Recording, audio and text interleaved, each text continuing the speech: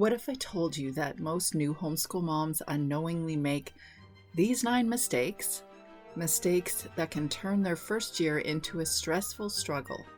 And what if avoiding just a few of them could completely change your homeschool experience? Stick around because I'm about to reveal what those mistakes are and exactly how you can steer clear of them. Hello there, and welcome to the Homeschool Mama Self-Care Podcast, the space where overwhelmed homeschool moms come to reclaim their voice, rediscover their spark, and lead their kids and their lives aligned from the inside out. I'm Teresa Wiedrich, graduated homeschool mom turned certified life coach, and your guide to showing up whole, grounded, and fully you in the thick of this homeschool life. If you're just starting out on your homeschool journey this year, welcome. I'm so glad you're here. You're about to begin such a fun and memorable chapter of your family life. You are in the right place if you are feeling the weight of big questions, imposter syndrome, or wondering if you're approaching it all in the right way. This space is here to help you build confidence, find clarity, and create a homeschool life that truly fits you and your unique family. And if you're a regular listener and a seasoned homeschool mom, this podcast is also for you. A chance to refresh your confidence, reconnect with your intentions, and realign your homeschool mom life when the overwhelm or imposter syndrome creeps in.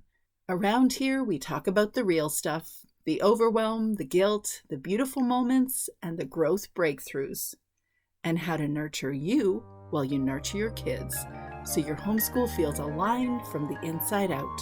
I'm so glad you're here. Now, before we dive into these 9 common mistakes, I want to let you know that I've created a free training called The 9 Mistakes to Avoid a Stressful First Homeschool Year. In that training, I not only break down each mistake, but I also share practical strategies you can use right away to avoid feeling overwhelmed and to build confidence in your homeschool journey. If you want to follow along and get access to those strategies in detail, be sure to check the show notes for the link to that training. You can head over to my website, capturingthecharmedlife.com, and look for this episode titled 9 Mistakes to Avoid a Stressful First Homeschool Year.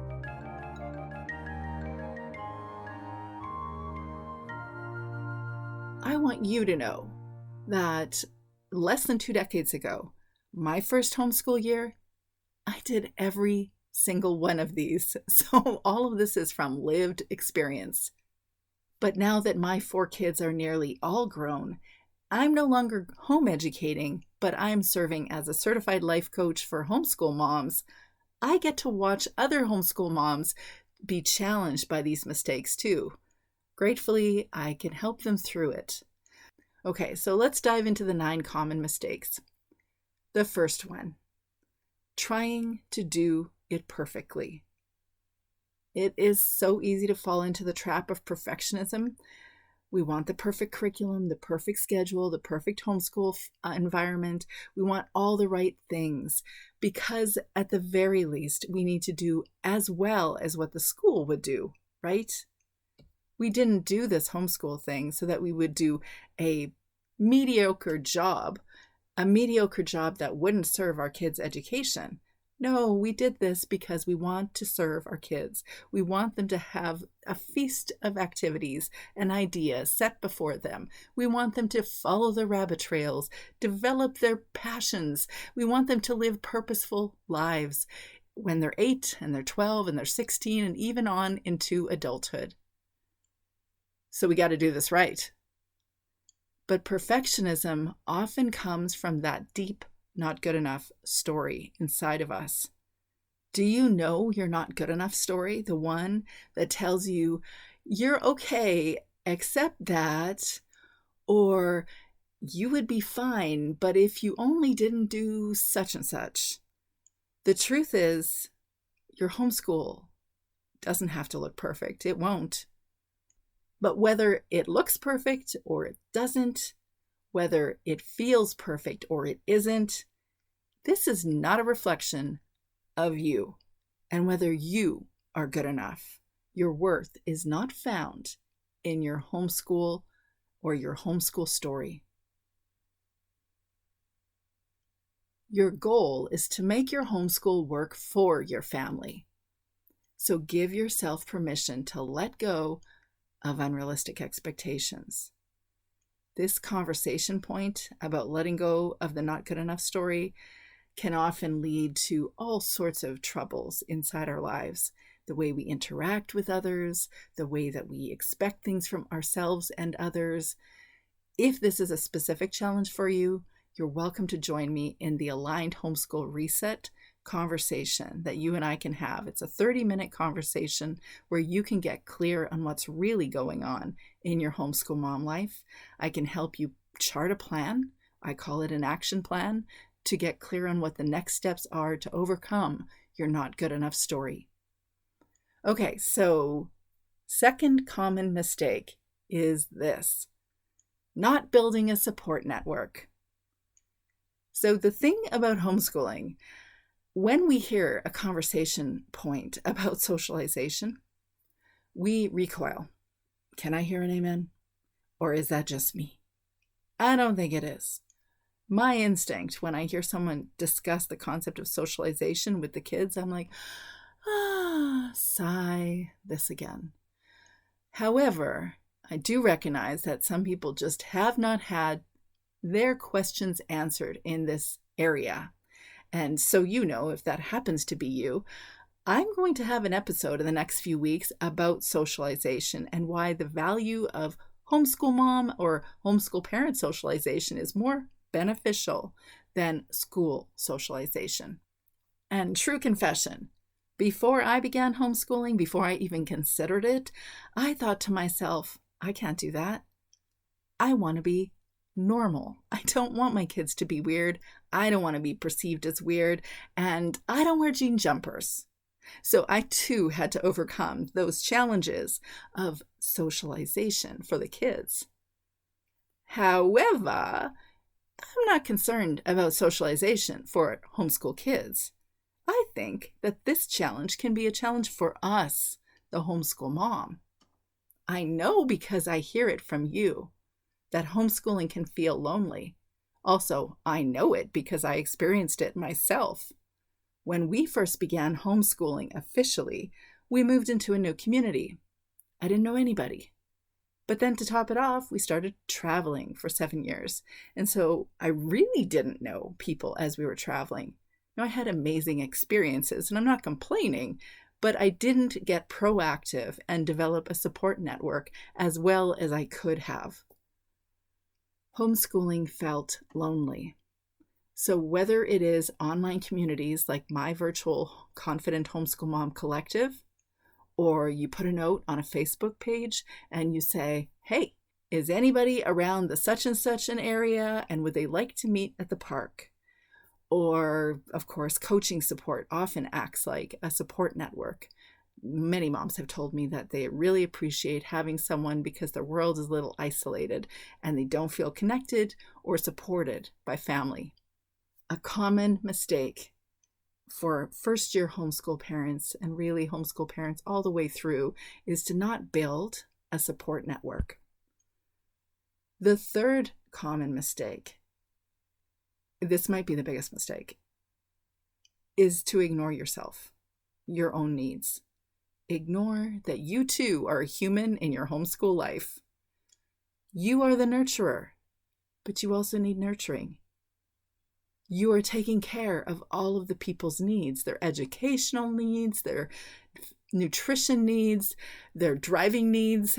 Anytime they say, Mom, can I have $20? I'm going to youth group. You're providing all the needs. It is so common for us to pay attention to all those needs and not pay attention to ours. I'm pretty sure this is a mom thing. This isn't just a homeschool mom thing, but certainly as a homeschool mom, it's definitely a homeschool mom thing. Burnout is real, and a burnout prevention plan is a necessity if you want to do this homeschool thing over the long term. The fourth common mistake is to try to replicate traditional school at home. Now, I actually wouldn't tell you not to do it, because I think to some extent you actually need to see how much the school at home experience really doesn't work inside the home. But maybe just have a conversation with me here. Consider my thoughts before you try to do the 8 to 4 private school routine that I did in my homeschool early days. We don't have a framing on education outside of what we experienced.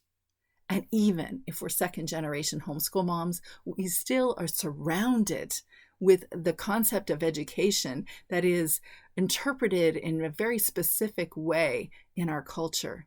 And also it's possible that our moms homeschooled us in a way that was very traditional too. I know that the generation before me, or maybe the half generation before me that was homeschooling, had really limited options in how they would go about their homeschool. And so many of them did things in a traditional way, purchasing textbooks in a very traditional format. Traditional school or conventional school practices are in our generations. They are part of what we understand an education to be until we bring a school at home and we begin to recognize that some of the stuff that we're doing is unnecessary, that it really feels like we're just checking boxes and crossing off a list of activities for what reason? Because I'm doing topics that my kids already know, or this is really easy for my kids. This is really what I'm supposed to do for 180 instructional days? And I say no. Is your goal to check off a list? Is your goal to complete every page of a textbook? Homeschooling is your chance to create a personalized, values-aligned education, one that fits your unique family. Trying to replicate traditional school at home is a challenge for the new homeschool mom. The fifth common challenge is a lack of flexibility. We create rigid schedules because we want to align what we're doing with the expectations of a conventional education outside of us. The things that we've learned are real education. We have to put them into the routine, so it must get done. And kids down the street are going to conventional school, and they are doing things that we don't have access to. We never even thought about. I can remember a period in my homeschool where this topic, I didn't know anything about it. I hadn't been introduced to it. I hadn't studied it. And I said, I don't know what that is. I should probably do a little deep dive on this. It was plate tectonics. Now I'm familiar. But there was a time I did not even know it was a thing to engage with my kids. Well, that didn't feel good. I thought, surely I am failing my children. They will not have access to this knowledge bit. What will happen to my kids? If I just keep the routine, if I maintain the routine and seek out curriculum from someone outside of me, then they will be the repository of all knowledge. And I will be able to take that knowledge and put it into my children's brains. So therefore they have a complete and full education. Except that I'm not sure if you happen to have a cell phone, Android or iPhone. But all I know is that everything that is known to mankind is presently available to us there. So the question is, why do we care so much about making sure our children don't miss any knowledge bits? Ask yourself right now, what are some of the gaps that you had during your conventional school years, or even from your homeschool years? Everyone has gaps. No one knows everything. Is that the point of an education? So instead of trying to align ourselves into our rigid schedules, we need to aim for more flexibility. We can set up our routines in such a way that there is a predictable habit every day at a certain time of day, I'll talk about habit stacking for homeschool moms in the upcoming months. You can incorporate predictability in your days. And please incorporate fun, so much fun, because learning is fun. But allow space for spontaneity. You're going to have a routine, and then there's going to be space for you to do things like Fun Friday, deciding on a Friday, do you want to do the same kind of Fun Friday activities you usually do, or do you want to go do some random field trip that you discovered on Facebook in your local support group that everybody's joining to do? You have the space for spontaneity. You have the space to lean in to child-inspired learning. When your child is curious about something, that is a learning moment. Pursue it. A common mistake that homeschool moms make in the first year is a lack of flexible routine. The sixth common mistake is second-guessing yourself or being overwhelmed by imposter syndrome. It is so normal to feel uncertain and question your choices. But I just want to help you understand or unpack this. I've shared this before on another episode. When I first trained as a nurse, I trained for 4 years. I actually happened to work inside a labor and delivery unit as a unit clerk for 3 of those years. Night shifts, that's actually where I met my husband. And so I was trained for 4 years as a nurse.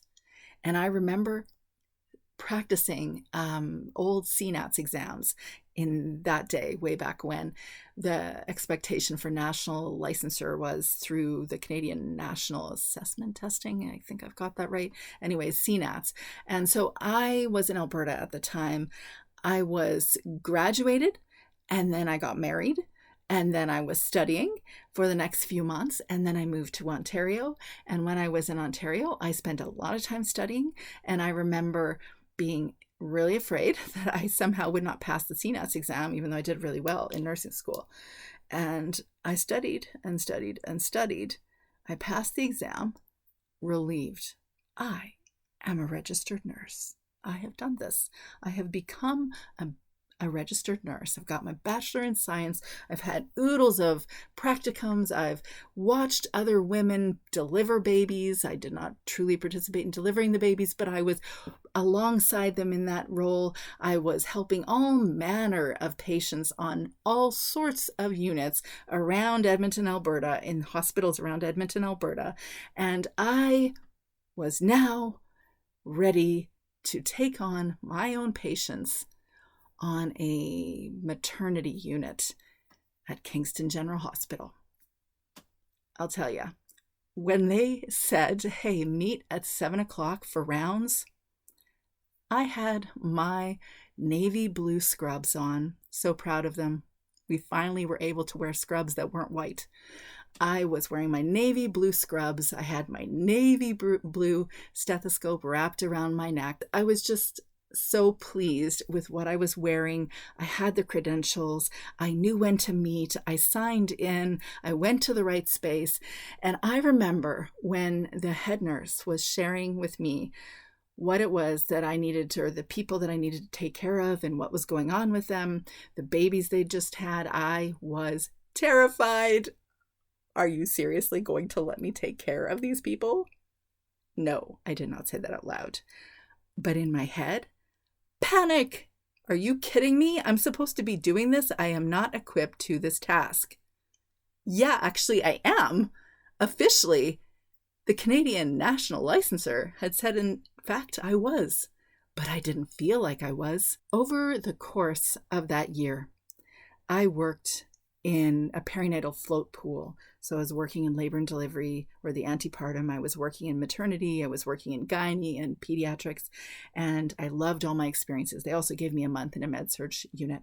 And so I got to have a lot of wonderful experiences, but it wasn't probably until the 3rd or 4th month where I started to feel like I can do this. I'm a registered nurse. I'm capable to this. I've been trained. I've been taught.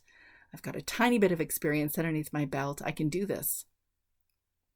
That imposter syndrome feeling that I had, that I began with in my nursing program, it didn't disappear because somebody said, I bequeath you a homeschool mom, or I bequeath you registered nurse. No, it was because I put the reps in. I learned as I went. I got experience. I researched. I did a lot of research. I was checking myself. Does this make sense? Should I be doing this? Talking to other people, reading things. I remember feeling that imposter syndrome experience. It wasn't true, but I felt it when I practiced doing the thing, the next thing. For me, perinatal nursing. For you, educating your children. When you experience this imposter syndrome, acknowledge those feelings, but don't let them stop you. Just wake up every morning, grab your cup of coffee, check your morning basket, what you're going to do for the day or your day timer, and do the thing until you build that confidence. Now, I actually go into a lot deeper discussion on imposter syndrome. There's a lot of different ways to address it, but I'm going to leave this here at this moment, this bit of conversation about second guessing yourself. Just reflect